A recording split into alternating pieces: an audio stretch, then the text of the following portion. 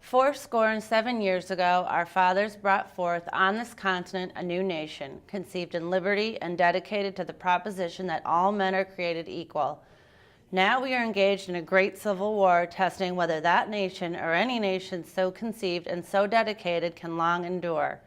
We are met on a great battlefield of that war. We have come to dedicate a portion of that field as a final resting place for those who here gave their lives that nation might live. It is altogether fitting and proper that we should do this. But in a larger sense, we cannot dedicate, we cannot consecrate, we cannot hallow this ground. The brave men, living and dead, who struggled here have consecrated it far above our poor power to add or detract. The world will little note nor long remember what we say here, but it can never forget what they did here.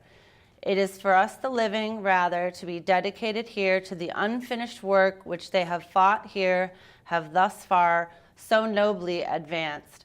It is rather for us to be here dedicated to the great task remaining before us, that far from these honored dead we take increased devotion to that cause for which they gave here, the last full measure of devotion, that we here highly resolve that these dead shall not have died in vain, that this nation under God shall have a new birth of freedom, and that government of the people, by the people, for the people, shall not perish from the earth."